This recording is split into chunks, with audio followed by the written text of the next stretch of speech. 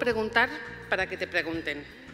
¿Cómo preguntar para que te pregunten sobre la libertad, por ejemplo? Sin duda que habrá muchas formas, pero una forma podría ser así.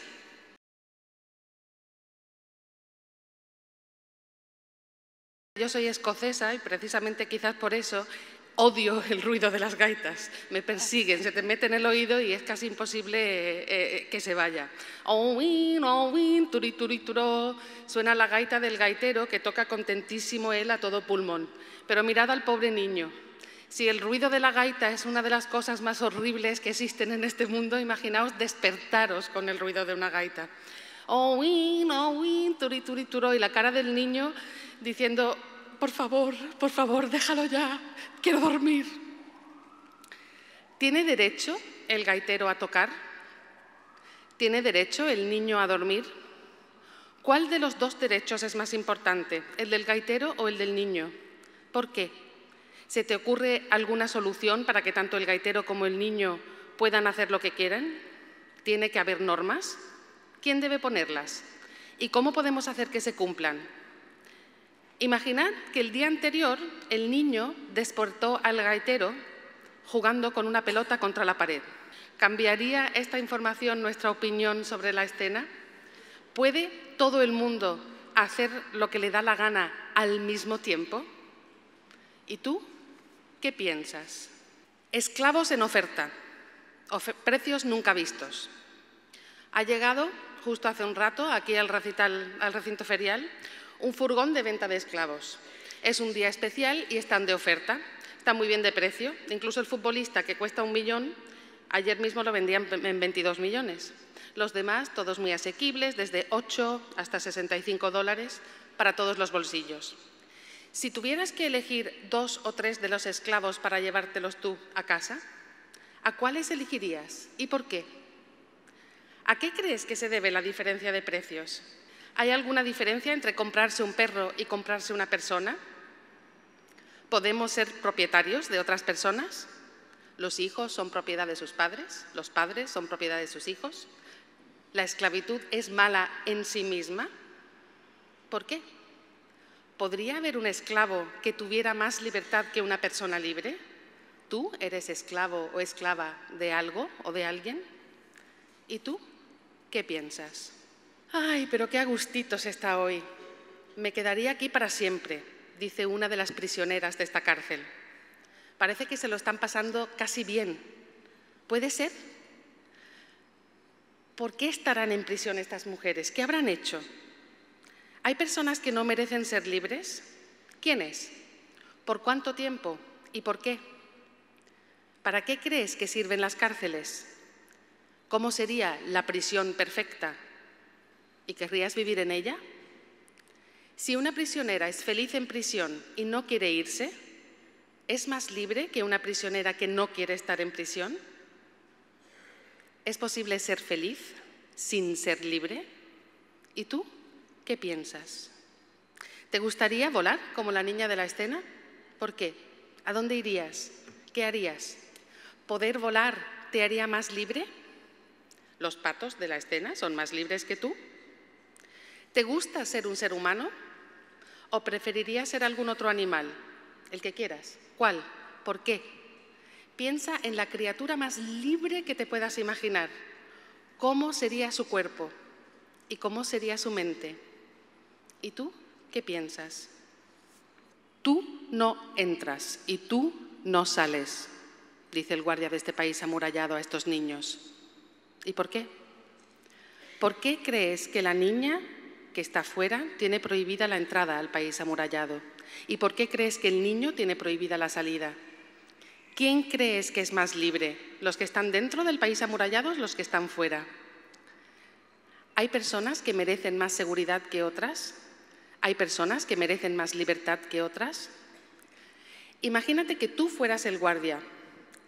Aunque hubiera una norma de no dejar entrar y no dejar salir a nadie, nunca, ¿habría situaciones en las que te saltarías la norma? ¿En cuáles? ¿Crees que tú deberías poder vivir en cualquier país que quisieras? ¿Por qué?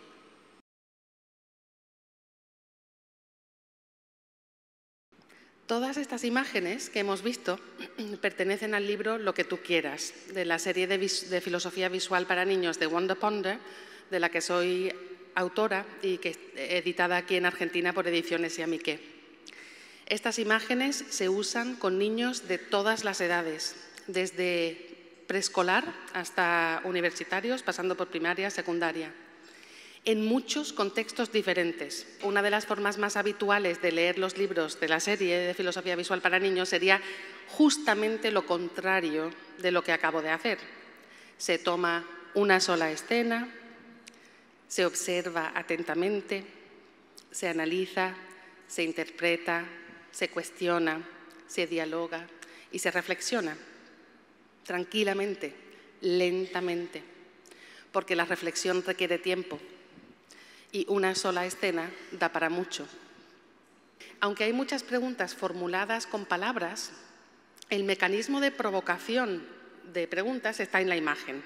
Ese es realmente nuestro reto, que las imágenes en sí y por sí solas provoquen preguntas en torno a determinadas cuestiones. Les hemos bombardeado con preguntas verbales, pero todas ellas han surgido de preguntas visuales, por así decirlo. Nuestras imágenes están diseñadas y pensadas para que al mirarlas se disparen preguntas y reflexiones.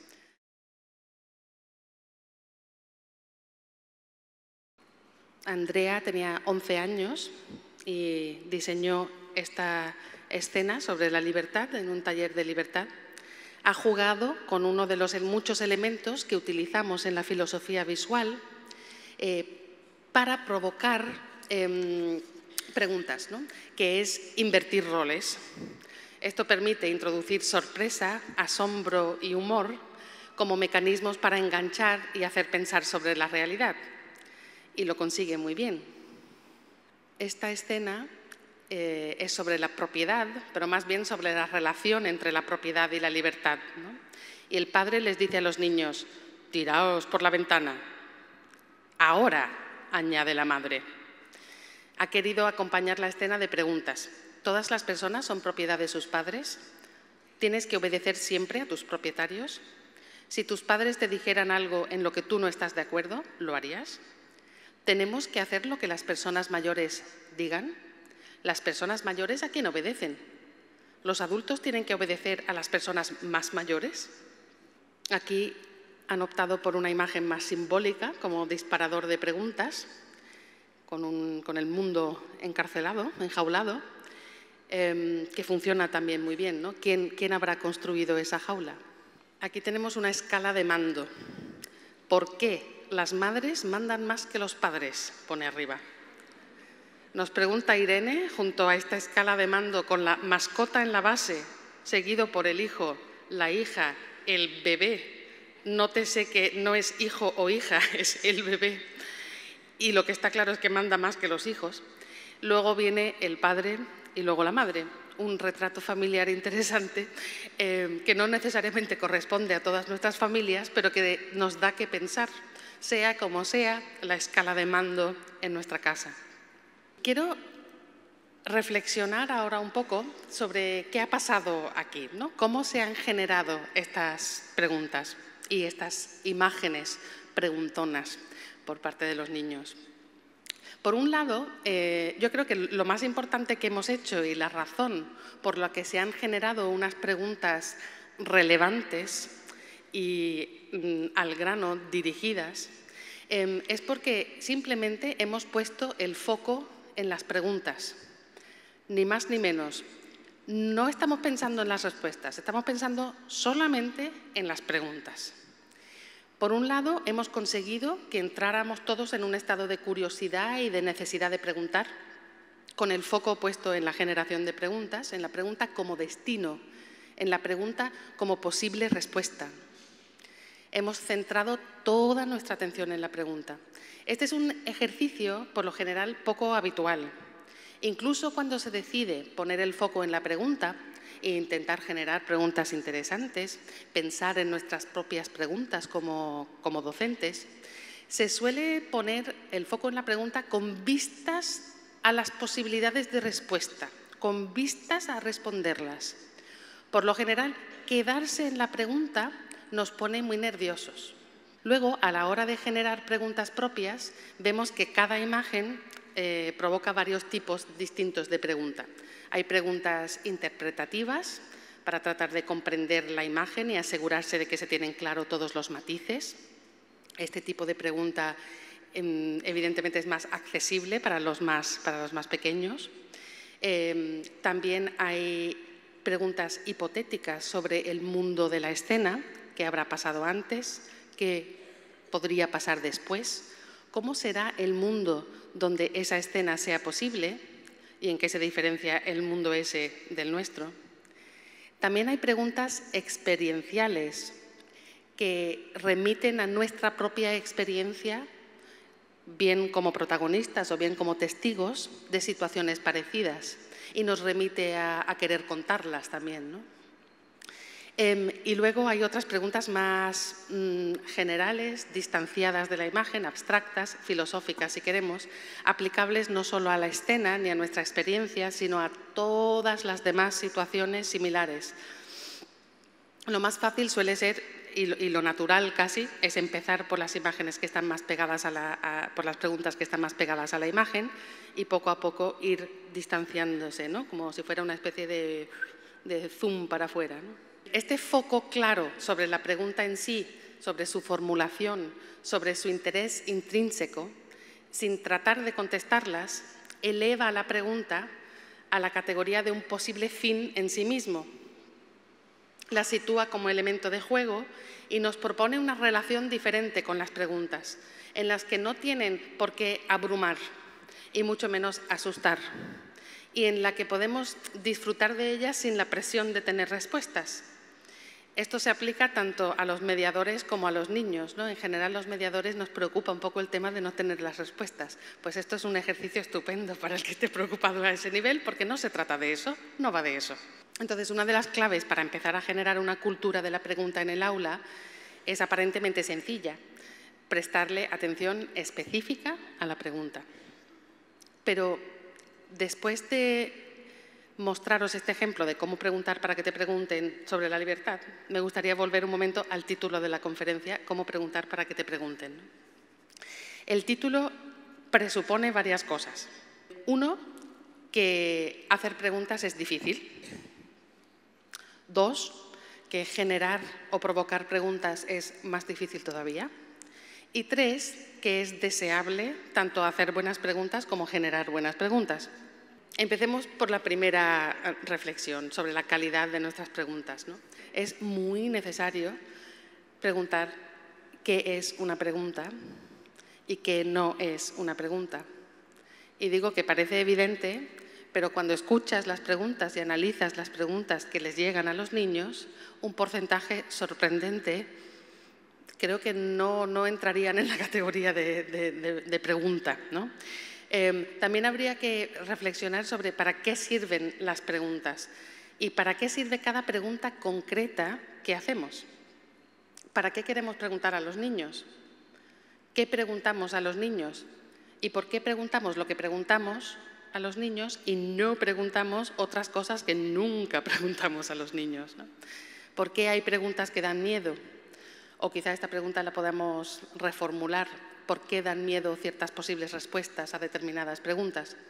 Primero, hay que reconstruir la confianza de que cuando se hace una pregunta, es una pregunta de verdad. Es decir, no busco una respuesta determinada, sino que me interesa de veras la respuesta, sea cual sea. Esto para muchos niños, especialmente si llevan en el sistema varios años ya, supone redefinir su experiencia de la pregunta, que tras años de práctica, ellos muchas veces reciben más como una instrucción o una orden que como una invitación a indagar o a explorar. El receptor, en este caso, decodifica lo que el emisor quiere oír y se lo entrega de una forma bastante mecánica. No se siente particularmente interpelado, ni siente que la pregunta sea para él y no para cualquier otro alumno, ni siente que al profesor le interese genuinamente oír lo que tiene que decir. No se trata de eso, no va de eso la pregunta, ¿no? La pregunta no va de la respuesta, no sé, eso es extraño. En general, en el aula, la pregunta es algo que hay que resolver y cuanto antes mejor. Hay que quitársela de encima para pasar a otra o para pasar a otra cosa. Hasta a veces incluso en la universidad están expuestos a un porcentaje altísimo de preguntas que lo son solo en apariencia y en nombre o en forma, ¿no? Porque tienen un signo de interrogación, pero no hay mucho más. Muchas de estas preguntas es como si nacieran ya muertas, ¿no? Y sin ganas de vivir, además. Preguntas cuya respuesta no nos interesa escuchar, sino meramente calificar. Preguntas que se agotan en sí mismas, donde el interpelado, al oírlas o leerlas, entiende que cualquier respuesta vaya implícita en la pregunta, por lo que complace al que pregunta con la respuesta buscada y sigue con lo suyo sin levantar la vista ni darse por verdaderamente interpelado, ¿no? Preguntas que cierran mucho más de lo que abren. Y además, cuando te las hacen, tú buscas cerrarlas porque te las quieres quitar de encima, te molestan las preguntas, ¿no? Así son la mayoría de las preguntas, yo creo, que reciben los niños en el colegio. Desde los libros de texto, pero también desde libros informativos que no son de texto, pero que siguen haciendo realmente anclados en un mismo tipo de pregunta. Una parte importante, creo, de la razón por la que las preguntas que llegan a los niños son de este tipo tiene que ver con un determinado concepto de infancia que todavía persiste como un recipiente a rellenar, ¿no? Del niño como recipiente a rellenar, un concepto de educación bancaria que sigue muy presente. Pero muchas veces también tiene algo que ver con algo sobre lo que tenemos un poco más de control, que es el arte de formular buenas preguntas. Y tenemos muy poca práctica. A veces es evidente que hay intención de hacer buenas preguntas, pero algo falla. No se piensa lo suficiente en para qué hacemos las preguntas, qué queremos conseguir con ellas en general y con cada pregunta en concreto. No se presta tampoco atención a la redacción de las preguntas. A veces, en cambiar muy ligeramente la formulación de una pregunta, puede estar la diferencia entre matarla y darle vida. Una cosa que a mí me sirve muchísimo es grabarme a mí misma y escucharme después y detectar todas las malas preguntas que he hecho. Pero es una de las cosas, es uno de los ejercicios para docentes más útiles que hay para prestar un poco de atención durante un tiempo en la calidad de nuestras preguntas, porque puedes mejorar muchísimo escuchando 2 o 3 grabaciones, ¿no? Y siendo un poco duro contigo mismo. Este esfuerzo por romper la relación de inmediatez con la pregunta, de querer contestar enseguida, es también parte del mismo proceso al que me refería al inicio, de reconstruir nuestra relación con la pregunta y redefinir la pregunta. Como lo es también romper con las ganas de los alumnos de complacer, que también hemos mencionado antes, y que va de la mano también de romper con la tentación como educadores de formular preguntas que son en realidad lecciones o afirmaciones disfrazadas. Las preguntas filosóficas, pero también las buenas preguntas en general, deben picarnos, deben ser difíciles para el niño y para el adulto. Son preguntas a las que no sabemos qué contestar porque realmente tenemos ideas encontradas e incluso contradictorias al respecto y necesitamos reflexionar con atención y cuidado antes de siquiera atrevernos a aventurar una respuesta. Y esto es así tanto para adultos como para niños, ¿no? Hay que hacer preguntas valientes, que nos piquen a los adultos también. Las buenas preguntas son impertinentes, incómodas, sacuden, hacen tambalear cimientos y nos exige volver a construirlos mejor. Y aquí la reflexión en la que me interesa detenerme es la diferencia entre hacer preguntas y generar preguntas.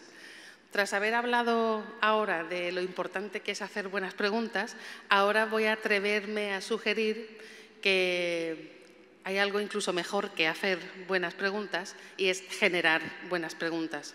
Vivimos en una cultura de la respuesta, pero ¿dónde están las preguntas? Me pregunto yo, ¿no? Hay muchísimas respuestas y se ha perdido incluso el rastro de la pregunta. No se sabe ni quién hizo la pregunta, pero ahí están las respuestas en los libros de texto, ¿no? Los niños llegaron tarde al planteamiento de preguntas, llegaron ya en las respuestas. Para cuando ellos entran en el aula, en muchos casos, alguien ya ha decidido qué es lo importante. Lo importante se suele definir en función de los contenidos que se considera que los niños deben conocer como parte de su formación, ¿no?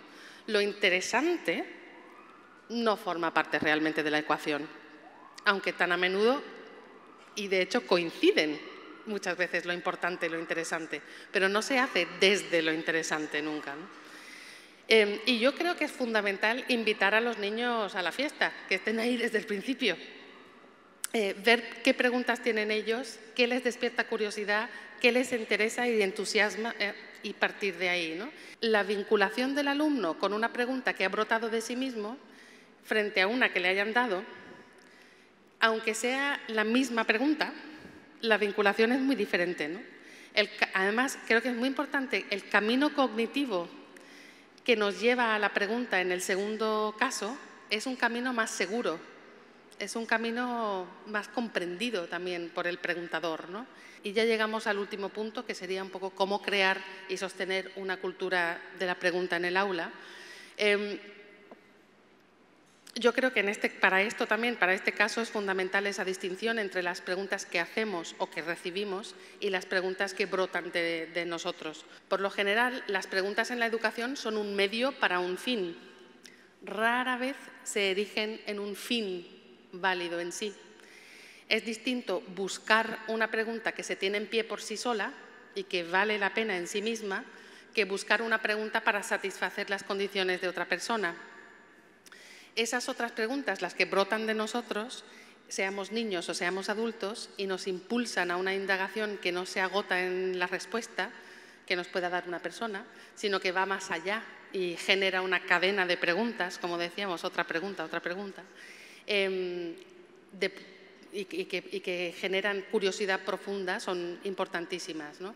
Y de estas hay muy pocas en el sistema educativo, pero son precisamente las que son más necesarias realmente para que ocurra un aprendizaje significativo y haya un enganche genuino con las materias. ¿Cómo hacemos para pensar o para ponernos? Y la respuesta que nosotros damos es clara, ¿no? Es que partimos de nuestra propia fascinación y pensamos en cómo provocar esa fascinación en los demás. Es un truco muy antiguo, pero que es fácil de olvidar, ¿no? Ser modelo funciona muy bien y mostrarte fascinado es lo más atractivo que puede hacer un docente, ¿no? En el aula. Hacer preguntas, que yo como docente haga una pregunta que no te hago porque te viene bien, o una pregunta con la que quiero sacarte nada, es una pregunta con la que quiero contagiarte un interés, ¿no? Y de nuevo, bueno, es poniendo la pregunta bajo el foco y sin la presión de contestar. Formular buenas preguntas se convierte en un reto y mejorarlas, si no en una responsabilidad, al menos se vuelve una posibilidad, ¿no? Lanzar las preguntas al ruedo, prestándoles a todas atención por sí mismas, no en función de la respuesta, sino en función de su potencial para interesar, es poderoso. Llevo muchos años dedicada específicamente a estudiar y crear modos de provocar y generar preguntas y reflexionar sobre maneras de construir una cultura de la pregunta en el aula, ¿no?